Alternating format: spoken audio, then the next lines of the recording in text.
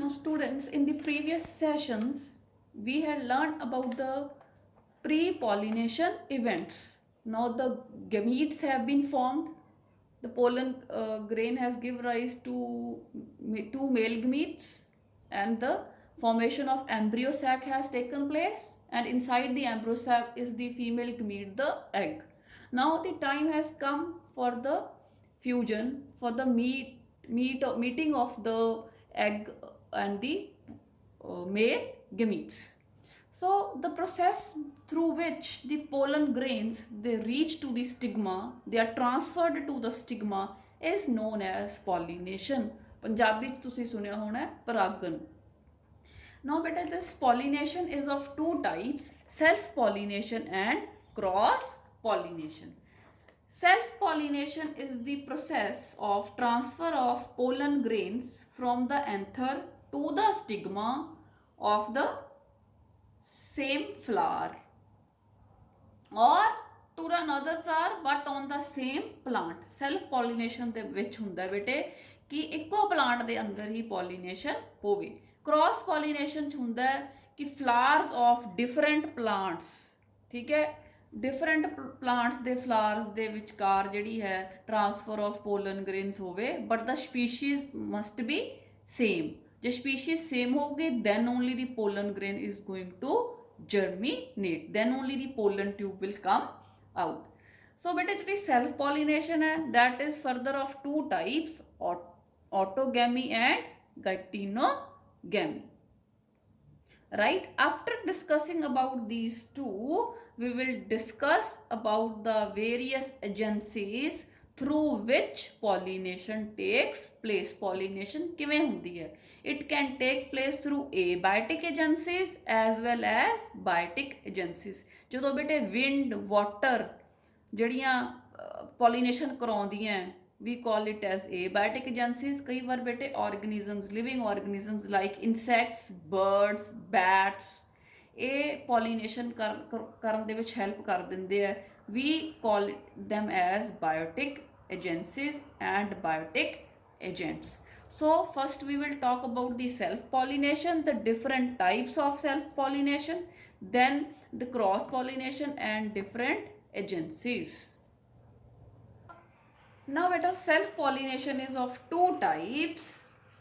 We can say it is the autogamy and it is the geitonogamy. ਹੁਣ autogamy ਚ ਬੇਟੇ ਕੀ ਹੁੰਦਾ ਹੈ? It is a pollination in which the pollens from the anther of a flower are transferred to the stigma of the same flower. ਇੱਕੋ ਫਲਾਰ ਦੇ ਜਿਹੜਾ ਹੈਗਾ ਐਂਥਰ, ਜਿਹੜੇ ਹੈਗੇ ਆ ਐਂਥਰ ਤੋਂ ਪੋਲਨ ਗ੍ਰੇਨਸ ਉਸੇ ਫਲਾਰ ਦੇ ਹੀ ਸਟਿਗਮਾ ਦੇ ਉੱਤੇ ਜਾ ਕੇ ਗਿਰ ਰਹੇ ਹੈ ਥਰੂ ਐਨੀ ਏਜੰਸੀ, ਜਿਹੜੀਆਂ ਆਪਾਂ ਏਜੰਸੀਜ਼ ਪਿੱਛੇ ਕੀਤੀਆਂ ਡਿਸਕਸ. ਠੀਕ ਹੈ, ਤੇ ਬੇਟੇ ਜਿਹੜੀ ਗਾਈਟੀਨੋਗੈਮੀ ਹੈ ਉਹਦੇ 'ਚ ਕੀ ਹੁੰਦਾ ਹੈ ਕਿ ਪਲਾਂਟ ਤਾਂ ਸੇਮ ਹੀ ਰਹਿੰਦਾ ਹੈ ਪਰ ਫਲਾਰ ਡਿਫਰੈਂਟ. ਆਟੋਗੈਮੀ 'ਚ ਫਲਾਰ ਵੀ same. This is the difference between the two types of self pollination. Now ਬੇਟਾ ਜਿਹੜੀ ਆਟੋਗੈਮੀ ਹੈ it takes place by three methods. ਤਿੰਨ ਮੈਥਡਸ ਦੇ ਨਾਲ ਆਟੋਗੈਮੀ ਅੱਗੇ ਹੁੰਦੀ ਹੈ. The first one is the cleistogamy. ਕੁਝ ਫਲਾਵਰਸ ਬੇਟੇ ਇਸ ਤਰ੍ਹਾਂ ਦੇ ਹੁੰਦੇ ਆ which never open, ਕਦੇ ਵੀ ਉਹ ਨਹੀਂ ਖੁੱਲਦੇ. ਠੀਕ ਹੈ, ਸੋ ਉਹਨਾਂ ਦੇ ਵਿੱਚ ਜਿਹੜੀ ਪੋਲੀਨੇਸ਼ਨ ਹੁੰਦੀ ਹੈ we call it as cleistogamy. ਇਹਦੇ 'ਚ ਆਪਾਂ ਐਗਜ਼ਾਮਪਲ ਕਰ ਸਕਦੇ ਹਾਂ oxalis, viola, commelina. ਤਾਂ ਇਹ ਪਲਾਂਟਸ ਹੈ ਜਿਨ੍ਹਾਂ ਦੇ ਵਿੱਚ ਫਲਾਵਰਸ ਨਹੀਂ ਖੁੱਲ੍ਹਦੇ. ਤਾਂ ਬੇਟੇ ਜਿਹੜੇ ਫਲਾਵਰਸ ਹੁੰਦੇ ਆ ਦੇ ਆਰ ਬਾਈਸੈਕਸ਼ੂਅਲ, ਮਤਲਬ they have both androecium and gynoecium. They are very small, colourless and they don't secrete nectar. Colour ਜਾਂ ਨੈਕਟਰ, ਰਸ ਕੋਈ ਫਲਾਵਰ ਉਦੋਂ ਪੈਦਾ ਕਰਦਾ ਹੈ ਜਦੋਂ ਉਹਨੇ ਜਿਹੜੇ ਬਾਇਓਟਿਕ ਏਜੰਟਸ ਹੈ ਜਿਵੇਂ ਐਨੀਮਲਸ, ਇਨਸੈਕਟਸ ਹੈ ਉਹਨਾਂ ਨੂੰ ਅਟਰੈਕਟ ਕਰਨਾ ਹੁੰਦਾ. ਤਾਂ ਇਹ ਫਲਾਵਰਸ ਬੇਟੇ ਇਸ ਟਾਈਪ ਜਿਹੜੀ ਇਹ ਸੈਲਫ ਪੋਲੀਨੇਸ਼ਨ ਹੁੰਦੀ ਹੈ ਇਹਦੇ ਵਿੱਚ ਕੋਈ ਵੀ ਏਜੰਸੀ ਦੀ ਜਿਹੜੀ ਹੈਗੀ ਹੈ ਜ਼ਿਆਦਾ ਜ਼ਰੂਰਤ, ਮਤਲਬ ਇਹਦੇ ਫਲਾਵਰ ਓਪਨ ਹੀ ਨਹੀਂ ਹੋ ਰਹੇ ਤਾਂ ਏਜੰਸੀ ਦੀ ਜ਼ਰੂਰਤ ਨਹੀਂ ਪੈ ਰਹੀ.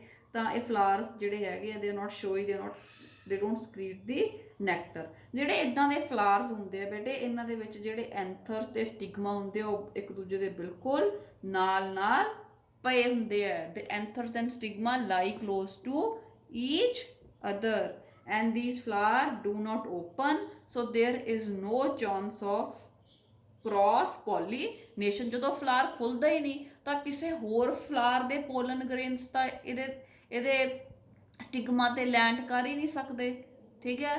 ਸੋ ਇਹਦੇ ਵਿੱਚ ਬੇਟੇ ਸੈਲਫ ਪੋਲੀਨੇਸ਼ਨ ਹੀ ਹੋਊਗੀ। ਫਿਰ ਬੇਟੇ ਕਈ ਵਾਰ ਪੁੱਛਿਆ ਜਾਂਦਾ ਹੈ ਕਿ ਇਹ ਐਡਵਾਂਟੇਜੀਅਸ ਹੈ ਕਿ ਡਿਸਐਡਵਾਂਟੇਜੀਅਸ ਹੈ, ਕਿ ਕਿਸੇ ਹੋਰ ਪਲਾਂਟ ਦੇ ਪੋਲਨ ਗ੍ਰੇਨਸ ਵੀ ਆ ਹੀ ਨਹੀਂ ਸਕਦੇ, ਕਿ ਇਹ ਚੀਜ਼ ਫਾਇਦੇ ਦੀ ਹੈ ਜਾਂ ਨੁਕਸਾਨ ਦੀ ਹੈ। ਤਾਂ ਬੇਟੇ ਆਪਾਂ ਦੋਨੋਂ ਚੀਜ਼ਾਂ ਡਿਸਕਸ ਕਰਾਂਗੇ ਕਿ ਕਲਿਸਟੋਗੈਮੀ ਦੀ ਐਡਵਾਂਟੇਜ ਤਾਂ ਇਹ ਹੈ ਕਿ ਜਿਹੜੇ ਪੇਰੈਂਟ ਦੇ ਕਰੈਕਟਰ ਹੁੰਦੇ ਉਹ ਐਜ਼ ਇਟ ਇਜ਼ ਹੀ ਰਹਿ ਜਾਂਦੇ ਆ, ਠੀਕ ਹੈ, ਕੋਈ ਨਵਾਂ ਬਾਹਰੋਂ ਕਰੈਕਟਰ ਨਹੀਂ ਆਉਂਦਾ। ਤੇ ਡਿਸਐਡਵਾਂਟੇਜ ਇਹ ਹੈ ਕਿ ਬੇਟੇ ਕੋਈ ਵੀ ਰਿਕੰਬੀਨੈਂਟਸ ਨਹੀਂ ਬਣਦੇ, ਕ੍ਰੋਸਿੰਗ ਓਵਰ ਪ੍ਰੋਪਰ ਜਿਹੜੀ ਹੈਗੀ ਕਿਸੇ ਹੋਰ ਫਲਾਰ ਦੇ ਪੋਲਨ ਗ੍ਰੇਨਸ ਦੇ ਨਾਲ ਨਹੀਂ ਹੁੰਦੀ ਜਦੋਂ ਮਿਓਸਿਸ ਹੋਣੀ ਹੁੰਦੀ ਹੈ, ਰਾਈਟ। ਤਾਂ natural recombination is prevented and result in the similar gene pool. ਉਹੀ ਜੀਨਸ ਜਿਹੜੇ ਪੇਰੈਂਟਸ ਦੇ ਸੀ ਉਹੀ ਅੱਗੇ ਟ੍ਰਾਂਸਫਰ ਹੁੰਦੇ ਰਹਿੰਦੇ ਆ, ਰਾਈਟ। ਤਾਂ ਬੇਟੇ ਕੁਝ ਜਿਹੜੇ ਫਲਾਵਰਸ ਹੈ ਓਗਜ਼ੈਲਿਸ ਵਾਇਓਲਾ, ਇਹਨਾਂ 'ਚ ਕੀ ਹੁੰਦਾ ਨਾ, ਦੋ ਤਰ੍ਹਾਂ ਦੇ ਫਲਾਵਰਸ ਪਏ ਹੁੰਦੇ। ਇੱਕ ਤਾਂ ਆਪਾਂ ਡਿਸਕਸ ਕਰ ਲਏ ਕਲਿਸਟੋਗੈਮਸ, ਮਤਲਬ ਇਹ ਕਦੇ ਵੀ ਨਹੀਂ ਖੁੱਲ੍ਹਦੇ, ਇਹਨਾਂ ਦੇ ਵਿੱਚ ਕਦੇ ਵੀ ਪੋਲੀਨੇਸ਼ਨ ਨਹੀਂ ਹੋ ਸਕਦੀ। ਇੱਕ ਫਲਾਵਰਸ ਹੁੰਦੇ ਆ ਬੇਟੇ ਜਿਹੜੇ ਓਪਨ ਫਲਾਵਰਸ ਹੁੰਦੇ ਆ, ਉਹਨਾਂ ਨੂੰ ਕਹਿੰਦੇ ਆ ਕੈਜ਼ਮੋਗੈਮਸ ਫਲਾਵਰਸ, ਠੀਕ ਹੈ। ਇਹ ਖੁੱਲ੍ਹਦੇ ਆ, ਇਹਨਾਂ ਦੇ ਜਿਹੜੇ ਐਂਥਰਸ ਹੈ ਤੇ ਸਟਿਗਮਾ ਐਕਸਪੋਜ਼ਡ ਹੁੰਦੇ ਆ, ਠੀਕ ਹੈ। ਪੋਲਨ ਗ੍ਰੇਨ ਆ ਕੇ ਇਹਨਾਂ ਦੇ ਜਿਹੜੇ ਹੈਗੇ ਆ ਸਟਿਗਮਾਸ ਹੈ ਉਹਨਾਂ ਦੇ ਆਰਾਮ ਨਾਲ ਲੈਂਡ ਕਰ ਸਕਦਾ ਹੈ ਕਿਉਂਕਿ ਫਲਾਵਰਸ ਖੁੱਲ੍ਹੇ ਹੈ ਤੇ ਇਹਦੇ ਪੋਲਨ ਗ੍ਰੇਨਸ ਵੀ ਆਰਾਮ ਨਾਲ ਕਿਸੇ ਵੀ ਏਜੰਸੀ ਦੇ ਥਰੂ ਕਿਸੇ ਹੋਰ ਦੇ ਸਟਿਗਮਾ ਤੇ ਲੈਂਡ ਕਰ ਸਕਦੇ। ਤਾਂ ਕਈ ਪਲਾਂਟਸ ਬੇਟੇ ਇਹੋ ਜਿਹੇ ਹੁੰਦੇ ਜਿਨ੍ਹਾਂ ਤੇ ਦੋ ਤਰ੍ਹਾਂ ਦੇ ਹੀ ਫਲਾਵਰਸ ਲੱਗਦੇ ਆ, ਕਲਿਸਟੋਗੈਮਸ ਵੀ ਤੇ chasmogamous. So the examples are oxalis viola and commelina। ਤਾਂ ਨੈਕਸਟ ਜਿਹੜਾ ਹੈਗਾ ਬੇਟੇ, ਜਿਹੜਾ ਹੈਗਾ ਮੈਥਡ ਹੈ ਆਟੋਗੈਮੀ ਦਾ, that is homogamy, means bisexual, ਠੀਕ ਹੈ। these flowers they open at maturity। example ਹੈ mirabilis jalapa, it is also called as 4 o'clock plant। we have tagetes indica, ਮਤਲਬ ਜਿਹੜਾ ਜੰਗਲੀ ਗੇਂਦਾ ਹੁੰਦਾ।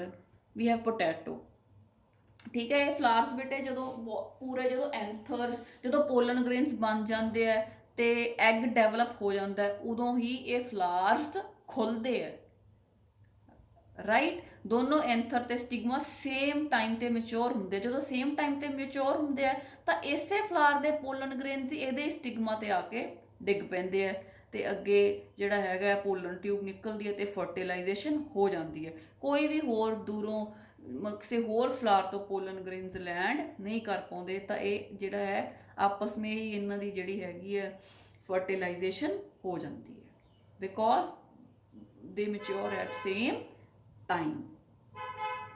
after that we have the ਜਿਹੜਾ ਫਿਰ ਬੇਟੇ ਜਿਹੜਾ ਹੋਮੋਗੈਮੀ ਹੁੰਦਾ ਨਾ, ਜਿਹੜਾ ਐਂਥਰ ਤੇ ਸਟਿਗਮਾ ਇੱਕ ਦੂਜੇ ਦੇ ਕੋਲ ਆ ਜਾਂਦੇ ਆ ਬਾਈ ਬੈਂਡਿੰਗ ਔਰ ਬਾਈ ਫੋਲਡਿੰਗ ਔਰ ਬਾਈ ਗਰੋਥ, ਮਤਲਬ ਸੇਮ ਹਾਈਟ ਤੇ ਆ ਜਾਂਦੇ, ਇੱਕ ਦੂਸਰੇ ਵੱਲ ਬੈਂਡ ਕਰ ਜਾਂਦੇ ਆ ਤਾਂ ਈਜ਼ਲੀ ਇਹਨਾਂ ਦੇ ਵਿੱਚ ਜਿਹੜੀ ਹੈਗੀ ਹੈ ਜਿਹੜੇ ਹੈਗੇ ਪੋਲਨ ਗ੍ਰੇਨਸ ਟ੍ਰਾਂਸਫਰ ਹੋ ਜਾਂਦੇ ਆ।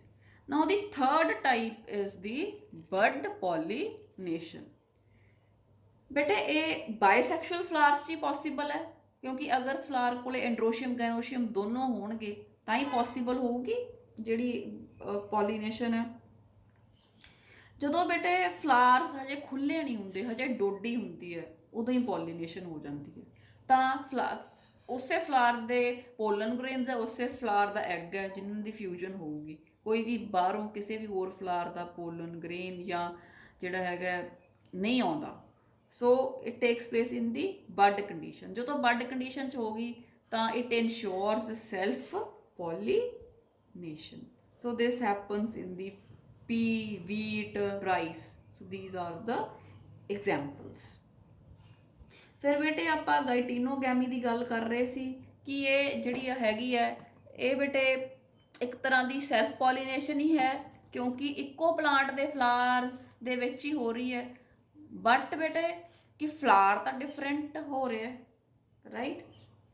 So it is a type of self-pollination in which pollen grains from anthers of one flower are transferred to the stigma of another flower of the same plant। ਤਾਂ ਇਹਦੇ ਨਾਲ ਬੇਟੇ pollination ਦੇ ਕਾਫੀ chances ਹੋ ਜਾਂਦੇ ਆ ਤੇ ਜ਼ਿਆਦਾ ਜਿਹੜੇ ਹੈਗੇ ਆ ਪੋਲਨ ਗ੍ਰੇਨਸ ਆ ਜਿਹੜੇ ਉਹ ਪ੍ਰੋਡਿਊਸ ਨਹੀਂ ਕਰਨੇ ਪੈਂਦੇ। ਨਾਓ next R the advantages of self pollination. Ki self pollination ਵਧੀਆ, ਕੀ ਉਸੇ ਪਲਾਂਟ ਦੇ ਫਲਾਵਰ ਦੇ ਵਿੱਚ ਹੀ ਜਿਹੜਾ ਹੈਗਾ ਪੋਲੀਨੇਸ਼ਨ ਹੁੰਦੀ ਰਹਿਣੀ ਚਾਹੀਦੀ ਹੈ।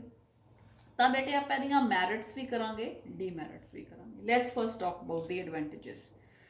ਜਿਹੜੇ ਬੇਟੇ ਪੇਰੈਂਟਸ ਦੇ ਗੁੱਡ ਕਰੈਕਟਰਸ ਹੁੰਦੇ ਆ ਦੇ ਕੈਨ ਬੀ ਪ੍ਰੀਜ਼ਰਵਡ, ਕਿਉਂਕਿ ਬਾਹਰੋਂ ਕੋਈ ਨਵਾਂ ਕਰੈਕਟਰ ਐਡ ਨਹੀਂ ਹੋਣਾ ਤਾਂ ਪੇਰੈਂਟ ਦੇ ਕਰੈਕਟਰਸ ਪ੍ਰੀਜ਼ਰਵ ਹੋ ਗਏ।